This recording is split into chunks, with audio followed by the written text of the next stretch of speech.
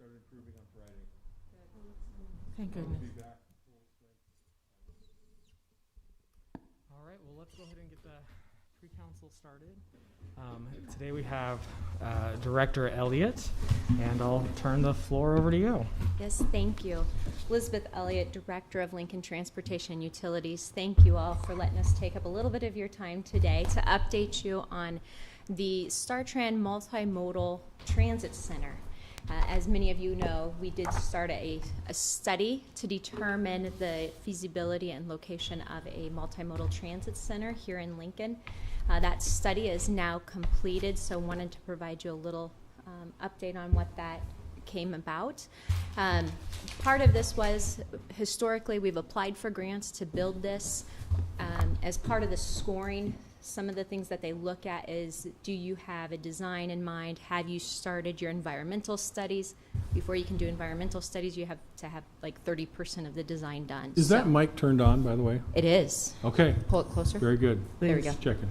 And so to try and score better on grants, we wanted to go ahead and move forward with this study. So we have this study done. We actually have applied for the grant. We hope that we'll hear back on the grants yet within the week or two. So fingers crossed, maybe we'll get lucky this time. But for now, for the details, I'll turn it over to Transit Manager Mike Davis. So thank you. Thank you.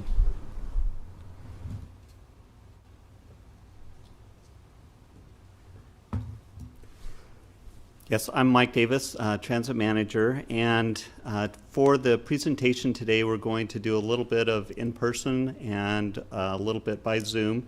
So we have our consultant, WSP, Jared Gulbranson, will be presenting today.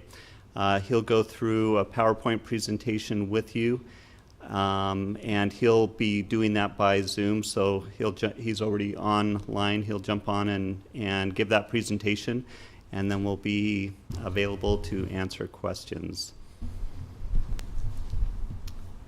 And Mike, can you hear me all right? yes. Yep. Okay. Well, if you'd like, I'll get started. Yeah, as Mike said, my name is Jared Gulbranson. I am a lead planner and project manager with WSP USA. I'm based down in Kansas City. We do have an office there in downtown Lincoln. And we've been working with Mike, Brian, and others at StarTran back half of last year, first half of this year on development of this multimodal transit transfer center feasibility and concept design study. So for today, want to walk through kind of where we're at with the project, the process we've gone throughout this whole study to first land at a good feasible site for the future transit center, and then working on that concept design and how we got to where we ended up. Discuss some of our public engagement efforts and what we learned from the community and from StarTran riders and other downtown stakeholders. And then what are some important next steps, one for just this study and then for the larger transit center project in general.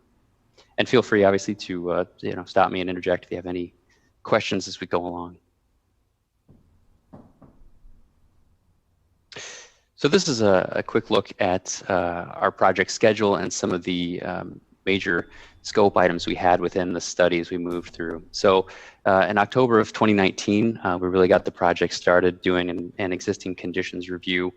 So we looked at the existing conditions, one for StarTran and its system, where riders were coming to, going from, and different trends with transit over the last few years.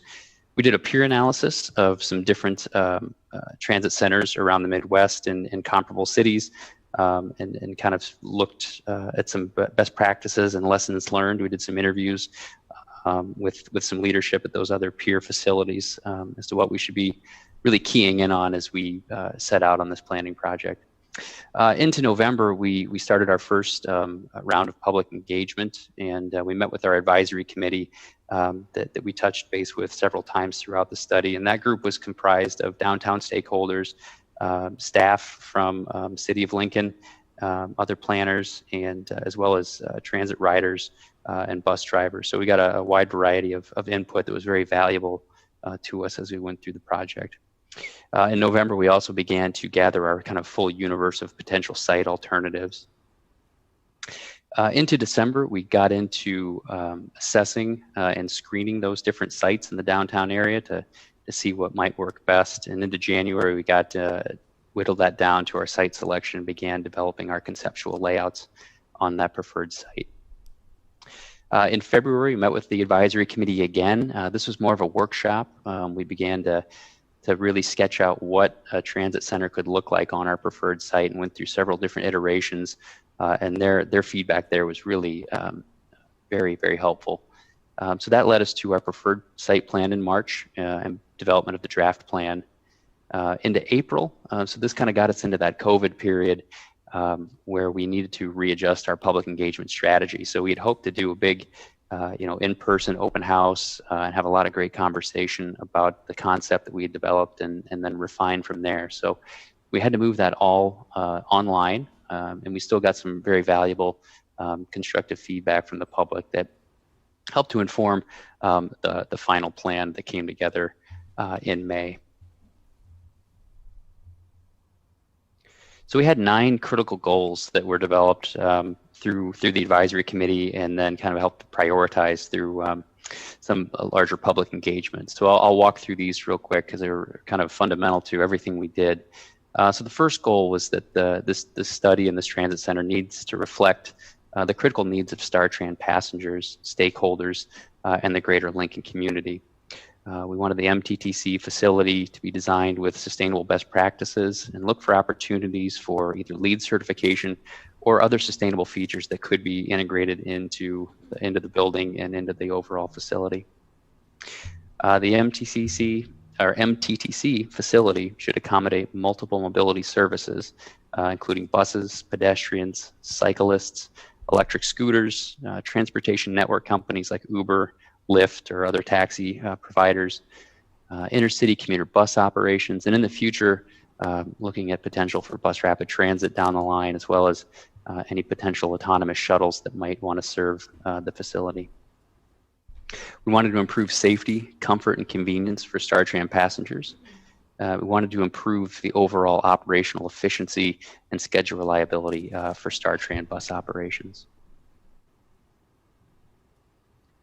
We want to investigate opportunities for mixed-use development or other transit-oriented developments within the transit center.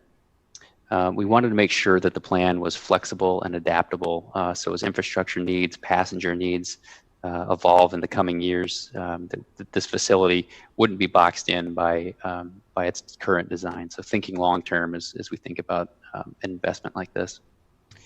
The MTTC should provide equitable access for users of all ages and abilities, connecting them to multiple mobility options that would improve their access basically to all the opportunities across the city of Lincoln. And then lastly, that the plan should be developed in a way that could attract federal capital funds, and that our plan would also meet the requirements of those funding programs to help advance the project.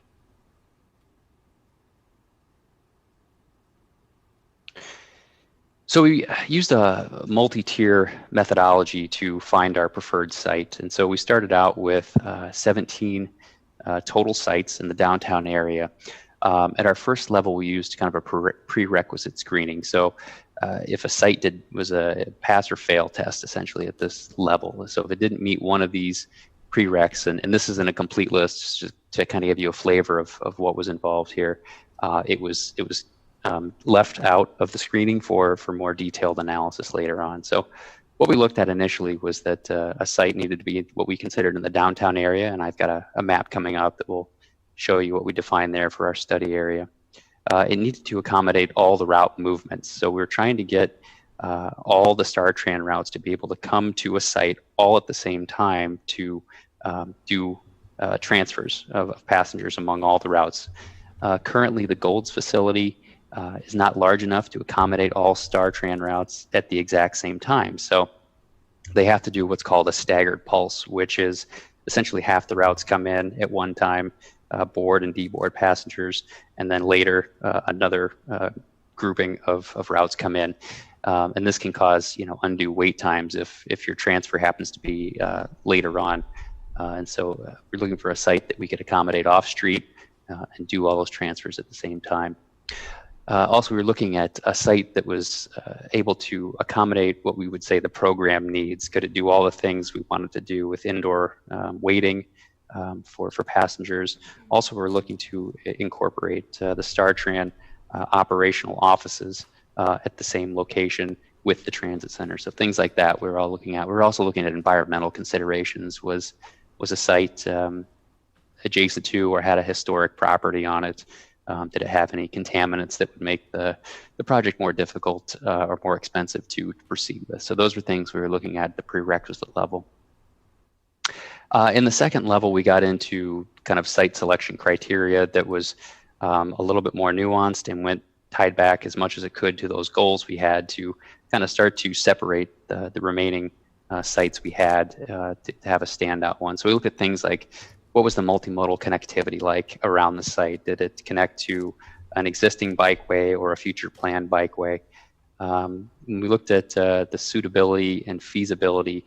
Again, this kind of had to do with site size. Could we get all those programmatic requirements in there, and how well did it work when it all came together? And then social and economic benefits. These are things we were looking at. How well did it align with the downtown master plan or other past planning documents? How was the site located in terms of access or adjacency to employment densities or residential densities, things like this. So all of this led us to our final selected and preferred site. So this map you can see in red was our study area. We considered for this study the downtown area. So Salt Creek Road to the north, Pinnacle Arena to the west, K Street on the south, and Antelope Valley to the east. Like I said, initially we looked at 17 sites across this area. This got pared down to 7 sites that passed that prerequisite screening. And so these 7 sites were then scored against each other using the criteria that we had developed. And so after all this work, our preferred site ended up being Block 69, and it's just the southern half of Block 69 along M Street between 10th and 9th. We did have a secondary site that was the Pershing block, but as we got into it, we found that there was other proposals already in the works for that site. So this led us directly back to Block 69. And this site has been targeted for a transit center in the past through different studies. And but in the past, it had been looked at as the entire block. So this time, like I said, we were just looking at the southern half of that block.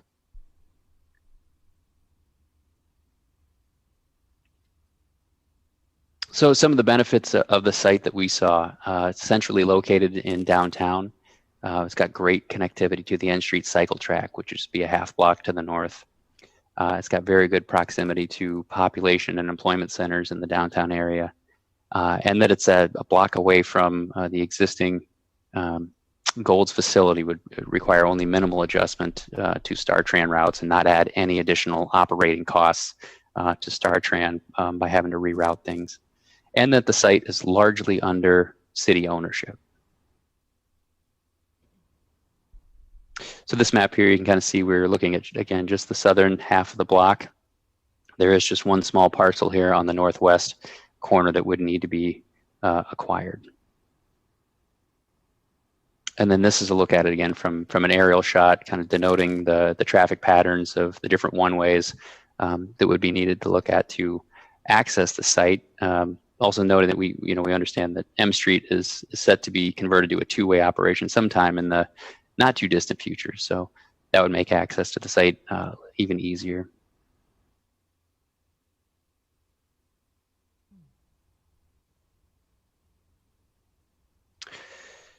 So an initial part of the larger study, we did a functional needs assessment. And by this, we start to look at all the different programmatic things that might be included or we'd want to have included in a transit center. So we start with, and then add this up in terms of square feet of space that we would likely need. So we started looking at things like how many bus bays will be needed for current operations and into the future. What size of buses would we be thinking about?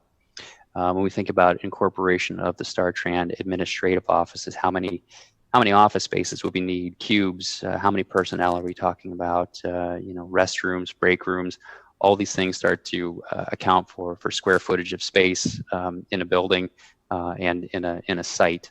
Then we start to think about the multimodal aspects. What are some other things going on around the outside of the facility for public art, sustainability features, if there's opportunities to include transit-oriented development within the site. So all of that fed into our site selection, knowing what kind of the minimal site size we would need, and kind of starting from there.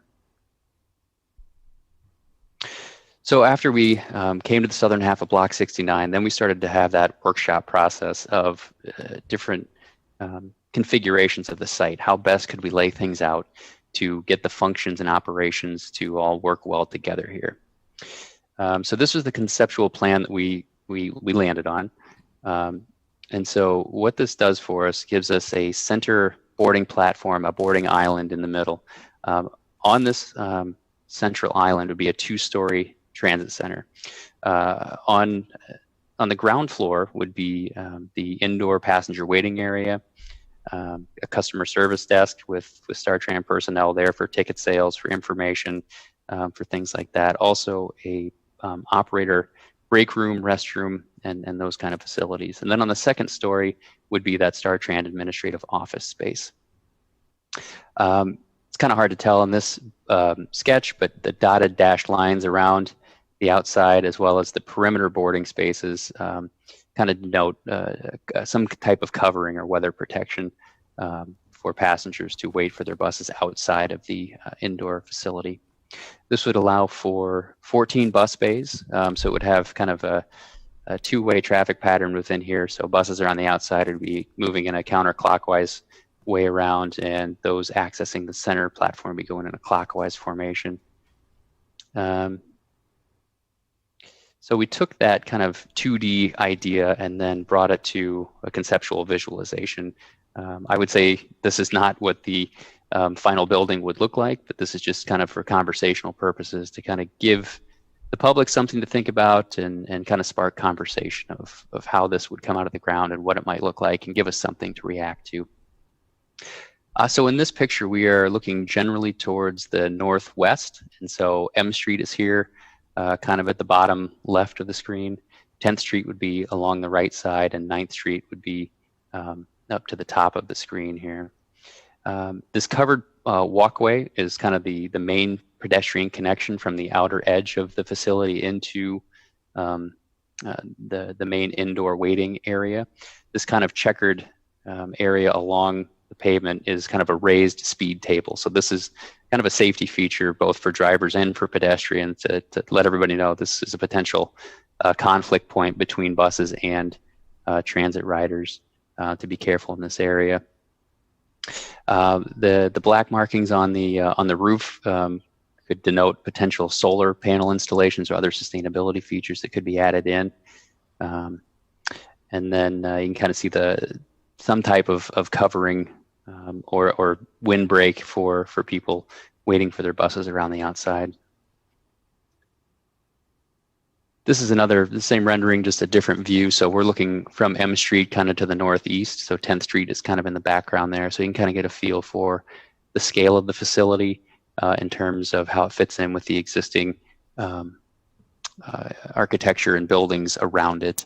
You can start to see some of the more pedestrian level multimodal connections here. They're kind of hard to see, but a bike share dock and scooters incorporated in around the facility. And this third visualization is with 9th Street to our back, looking east towards 10th Street. So again, you can kind of see the pedestrian scale level of the boarding activity going on around the main central boarding island.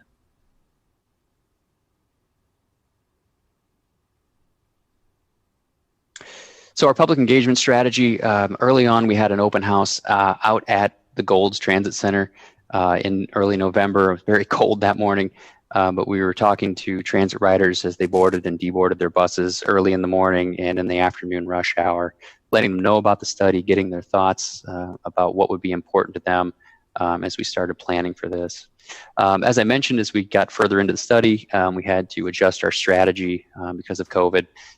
and went for all digital public engagement to kind of collect our community input and reactions to that planned concept that we just showed you. We did this all through the StarTran website, and we used a survey platform called MetroQuest. And if you're not familiar with this, it's very interactive and somewhat even game-like. There's a series of activities we ask survey participants to partake in, whether it's rank ordering things. There can be budget allocations. So we did this for things like if you had a fictional, say, $100 to spend on different amenities that should be included in a transit center, how would you spend that $100 on its digital signage, shelters, indoor waiting in heated areas, things like that. So it gives us a good preference. So it's a little bit more interactive, a little more fun than just your typical check-a-box survey. So we had a MetroQuest survey early on in the study, and then we did it again for the second half to get reactions to our concept that we had come up with. And we had over 200 responses in that second survey. So I'll walk through a few of kind of the more interesting elements that we heard back from that second survey. So these were elements we discussed with survey participants in the second one. This is for exterior elements, and it's also highly visual in the MetroQuest survey. So we would show pictures of different covered platforms, digital displays, radiant heaters, seating at loading areas. And then so the scoring here is essentially a 1 to 5 star ranking, like you'd rate something on Amazon or something like that. So the more 5 stars you get, the higher we see the preference here. So obviously covered platforms, very important for folks staying out of the sun or out of the rain or snow, whatever it might be.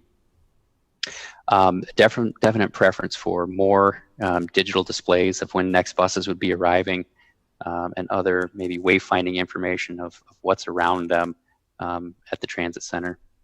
Heaters was surprisingly well received, but I guess not surprising. So one of the days we were out there, it was, I think, sub-zero while we were talking to passengers. So that scored very well. And then again, windbreaks and seating were also very favorable. We asked about some interior elements too, and so things like ATMs. Not as excited about generally for folks. It's skewed positive, but not, a lot. We asked about a convenience store, so maybe just a small place to grab a cup of coffee or buy a magazine or something like that. Really didn't generate a whole lot of excitement.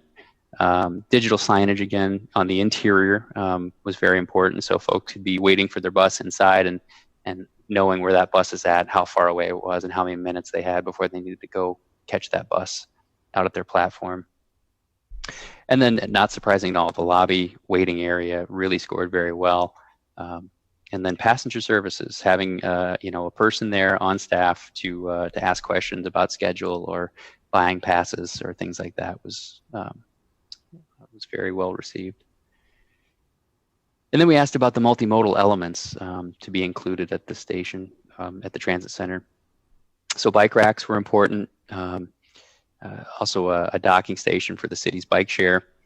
What was a little surprising was the negative response for dockless scooters to be included around the site. So that was one that jumped out as skewed quite negative.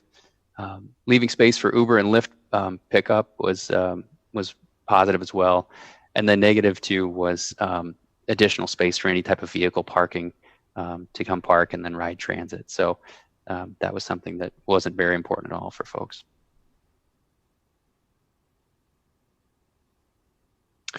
So as we wrapped the study up, we got into what's the whole thing going to cost? Obviously very important. So we estimated that the total engineering cost and construction costs would be about $12.4 million. We were very conservative in our estimating and carried probably about a 30% contingency on this for this kind of high level of planning. There's still several unknowns that would have to be addressed, and as that becomes more solid, you can bring that contingency down. We also escalated that cost to kind of year of construction, which we assumed to be later 21 or early 2022. And then, as was mentioned, StarTran just applied for federal funding through the BUILD program, and that can support up to 80% of construction costs and would require a 20% local match. And so we've already been seeing announcements for build projects just kind of start to leak out late last week and today. So I would imagine that those announcements for the full list of all projects that have been selected for funding should be coming out any day now. So it could probably happen today, tomorrow. Wednesday, I believe, was the statutory deadline to have all those projects announced. And then as part of this study too, we developed a benefit cost analysis that was needed to support the build application for the transit center. The BCA is something that is required by USDOT as part of the build application, and it's very prescriptive of how it needs to be done and what needs to go into it. And so at the end of the analysis, we calculated a benefit cost ratio of 1.83. So that is very, very good for especially transit projects in the build program. Basically what this says to USDOT is this is a positive return on investment for any federal dollars that they would put into it, and they would see essentially 83 cents of benefit for every dollar invested from them. So really solid BCR for that to support the application. And a lot of these benefits really came from travel time savings resulting from the full pulse transfer at a new transit center. Like I said, right now there's that staggered pulse where buses can't all meet at the same time. So if all the routes were able to meet and transfer passengers off-site or off-street at the same time, that would trim down people's overall travel time significantly. And then also there were a lot of air quality benefits. So as you take that overall trip travel time down, it makes using transit much more attractive and can help to generate new ridership. So this again helps improve air quality by putting more people on the transit system and as opposed to their own cars.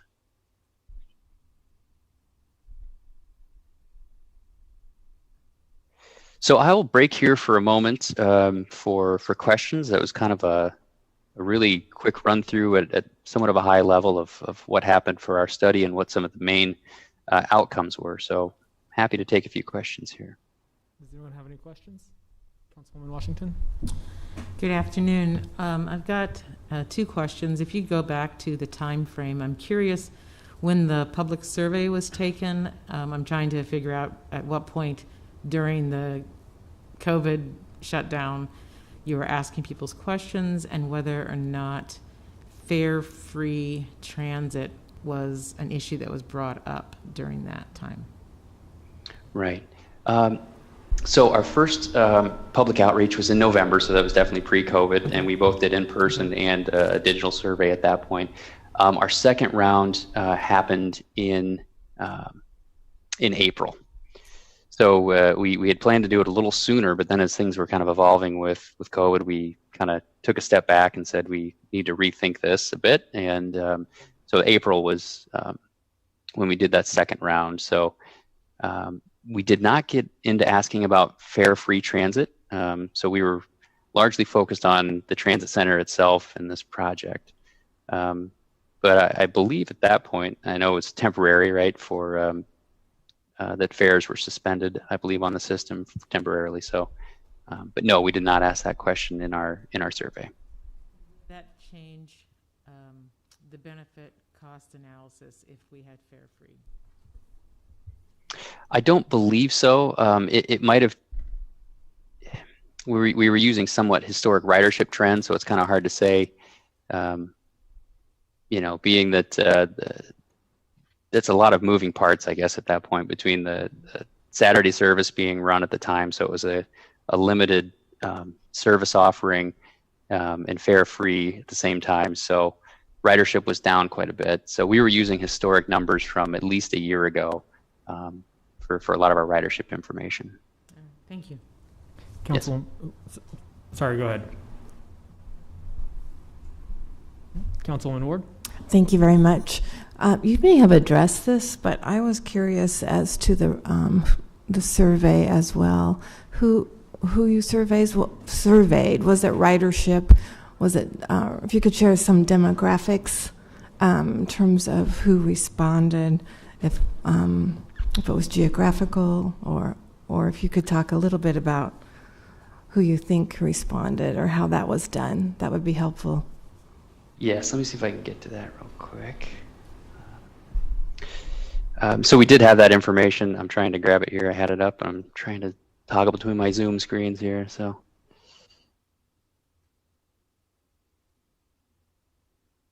the survey was open to everybody, and we did ask a question within the survey if they were a current transit rider, and if so, how many days a week did they utilize the transit system?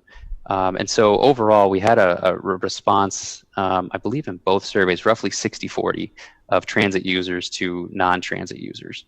So I thought we got a good mix of thoughts. So folks that might use transit in that 40%, if a facility like this existed, and then hearing from current transit riders of what their needs are more immediately. Thank you very much. Yeah. Mm-hmm. Any other questions at this point? All right, looks like we have no further questions on this part of it, so we'll move on to the next part.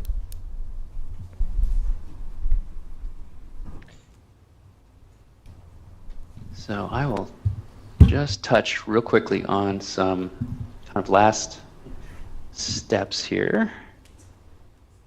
So like we mentioned, we are waiting to hear on build, which would fund a significant portion of the facility, and then doing final presentations. So specifically to this study and this project, we need to present to the MPO still, and then so kind of larger next steps for the project in general would be to begin the environmental analysis, which is another critical point for the project in terms of the Federal Transit Administration and potential other funding opportunities. If build is not successful, there are other programs that do fund these things. There's the 5339 bus and bus facilities program through the Federal Transit Administration, which does focus on capital purchases for vehicles. It can be for maintenance facilities, which StarTran is currently working on, and can be also used for transit center facilities such as this.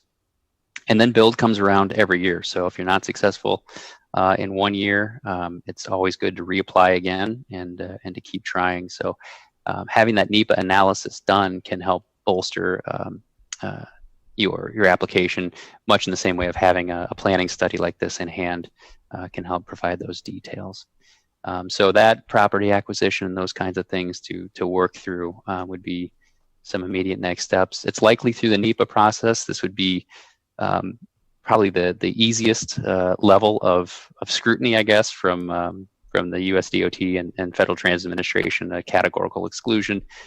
So just need to work through a process to get that approved and get that record decision in hand would be very important. So in terms of contact information, I'm sure you know how to get a hold of Mike. Brian Preiner was also the StarTran's direct project manager with this study, and his contact information is there if you would need it, and mine is here at the bottom if any other questions jump to mind later. So I will stop there. If there's any other final questions. Yes, Councilwoman Raybould.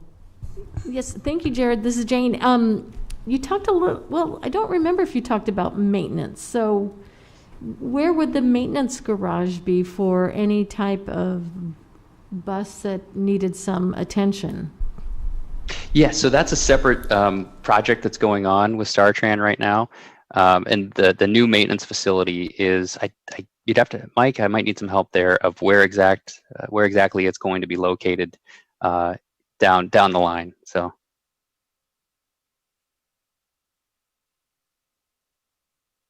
Work on property over by Highway 2 and Calvert Street, and are kind of looking into the potential of property at that location.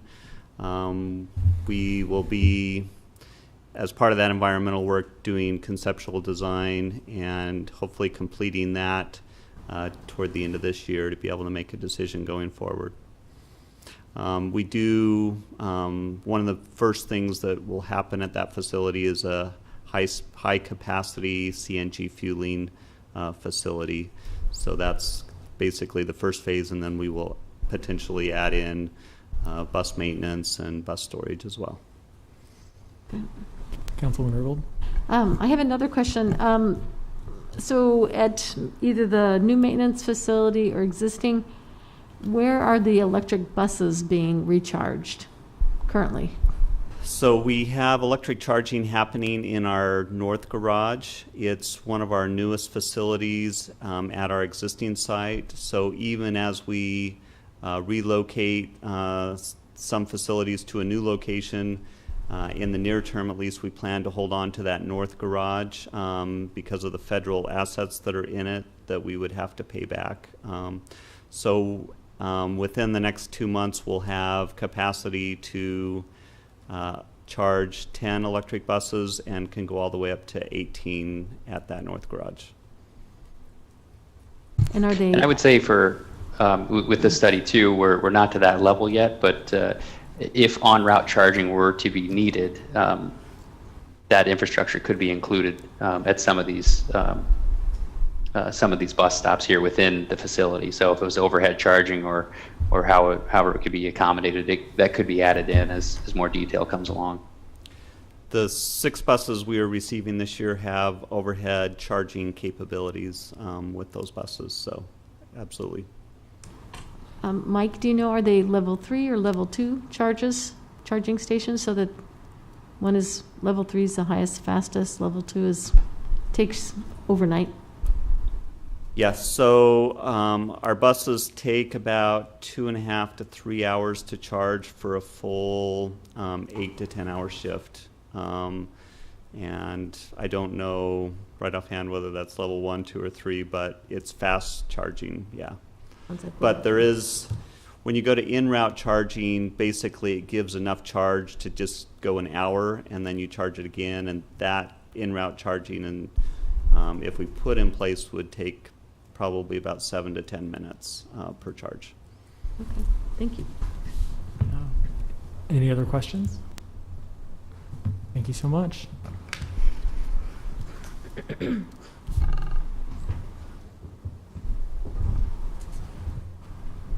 I think that concludes our presentation on this. As we get more information on the maintenance and administration building, we'll be providing that as well. That is currently in the works, so we'll be coming forward with some additional information. Michelle Abendroth will be putting together the minutes, and will include the PowerPoint presentation, so we will get that to you here over the next few days. So you have that to refer back to if you need it. And if you have any questions, obviously, don't hesitate to reach out. And if we don't have them, we will find the answers for you. Jane? Liz, excuse me. The question is, I heard Jared mention that we should hear relatively pretty soon if our proposal has been accepted for the grant funds. And could you tell us again what that date is again? We are hoping to hear yet this week. I think somewhere around the 15th is what we have been told, so hopefully here soon. And as Jared mentioned, that if we don't get it this year, we will keep applying for this grant. We will have additional information when we applied for this one, this study here, so that hopefully helped. But you never know, and under this current economy, things are always subject to change. But as soon as we do hear one way or the other, we will let you guys know as well. So, fingers crossed. Thank you. Any other last minute questions or anything else for the good of the cause? All right, thank you so much. We'll meet back for directors at 2 o'clock.